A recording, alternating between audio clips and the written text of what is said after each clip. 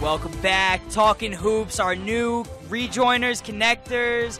Thank you to John at 1010 Wins for putting all this together for us. It just makes our show sound that much better. And we're here talking hoops, talking about LeBron James. Call us in, 877-242-8212. Let us hear from you. Give us your opinions. Whatever you want to say, it's going. And actually, I think, James, you wanted to apologize for something? Yeah, earlier in the show, I had a little bit of a brain fart. I lost my train of thought. I want to apologize to my viewers out there, with my little brain fart. That was from the Chinese food that I ate last night. I had egg foo wong. How was your brain farting? Yes. And I'm glad I'm not in the studio today. DP, you there? What was that, DP? I said I'm glad I'm not in the studio today. Oh, I think that was an eggy one. That smelled like a little eggy. You know what? one. I'm glad you're not in the studio, too, because I think the paint's chipping off the walls right now. God, it's pretty bad in here. I'm just messing with you guys. But, all right, so Chris Broussard, NBA analyst, columnist, he had a lot to say. James, tell us what Chris Broussard had to say. Give a little background. Chris Broussard, he writes for ESPN. He's an NBA analyst for them. And he actually wrote an article, and the title of the article was LeBron Doesn't Need You, New York. Now, if you've been watching SportsCenter at all, Chris Broussard seems to be an advocate of LeBron James going to the Bulls. Obviously, we don't know where LeBron's going to go. He could go anywhere. He could retire for all we know. But just reading in this article, it's not about LeBron James going to the Knicks and how he doesn't feel that the Knicks are a good fit. It's about pretty much he's really bashing not only Madison Square Garden, not just the Knicks, the city in New York. One thing, he's saying is that he doesn't understand where this whole notion of Madison Square Garden being the mecca of basketball came from. His argument in his article is stating that players just say that just because since Madison Square Garden is such a big stage and it's big in the media and a lot of famous people have performed there, that basketball players, they're forced to say that.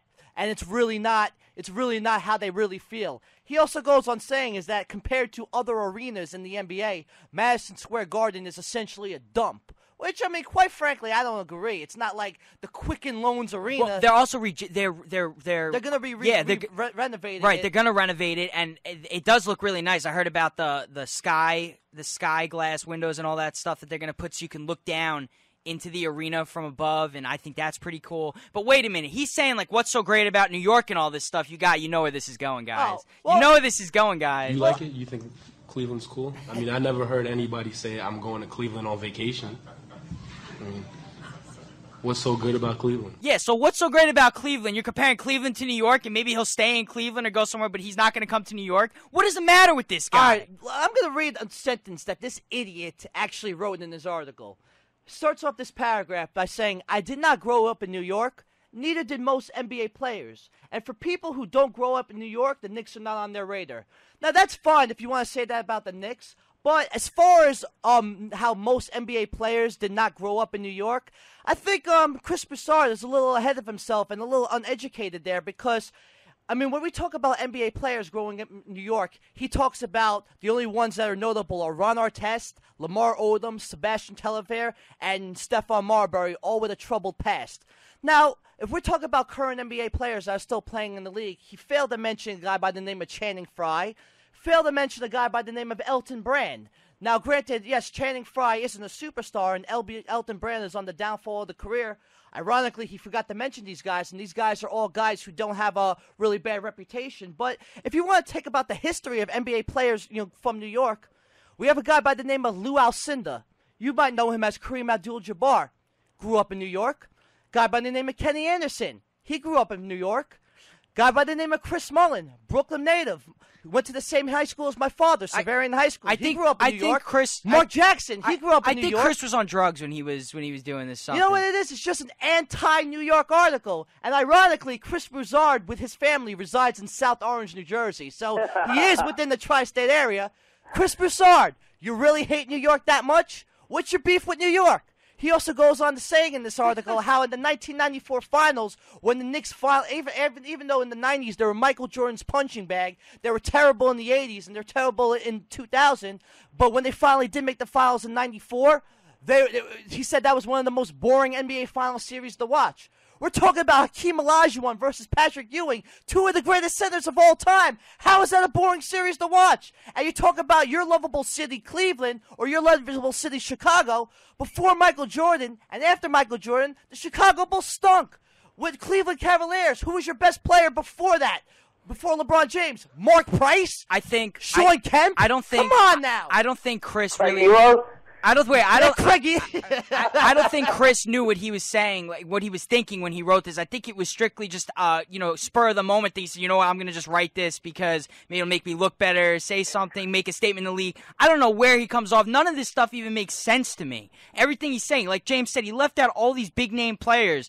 What is he thinking? Like, yeah, maybe the Knicks haven't won a championship since Frazier, Willis Reed, all those guys, but I mean, they had good players that played in New York and did well in New York. LeBron would only be that much better than those players. He's already building his own legacy, so now he just takes it to New York and just flourishes. I don't know where he comes off saying all this stuff. This guy needs to shut his mouth, go back to New Jersey, write for like a high school newspaper or something, and fix everything he just said. He needs to take back, apologize, and you know what?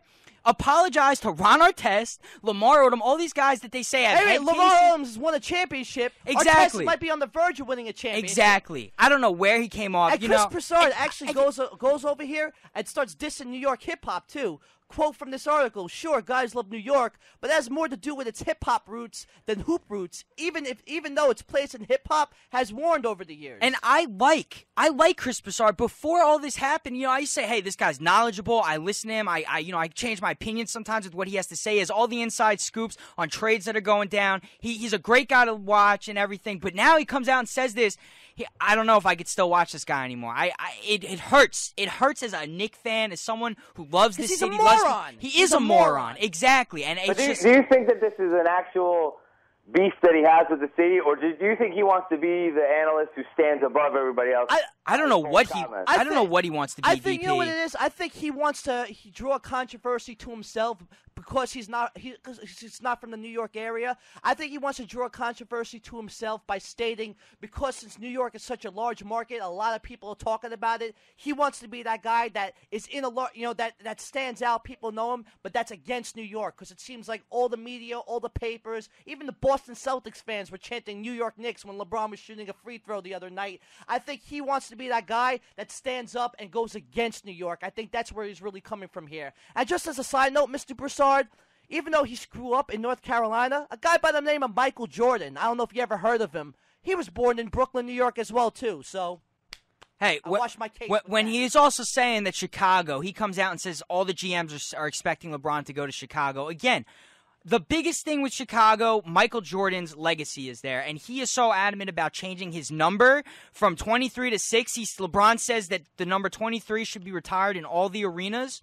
because that is just Michael Jordan's number. And in Chicago now, he's going to go to Chicago. I mean, it's one thing if he was drafted by Chicago and he started in Chicago, and I think eventually he would just leave Chicago because it's Michael Jordan's city. I don't know why people think he's going to Chicago. He's not going to Chicago. Well, the only thing about him going to Chicago, and DP, I want you to back me up on this, is that Chicago does have a decent young nucleus to work around, and I guess that's what Broussard's argument was. You do have a guy by Derrick Rose, Joe Kimnoa, your man crush boy. He's developing into a nice player, and even so too, they're also saying that they could package a deal, sign and trade, and where Cleveland, they'll lose LeBron, but they might get a Luol Deng or somebody in return to, obviously it's not the same caliber of a player, but something to work with. That's what Broussard's argument was. But as far as his legacy and everything, again, as I stated before, LeBron James would have to win 7 championships in order to really fulfill what he's capable of doing and he wants to do. In New York or other places, it's just that one title.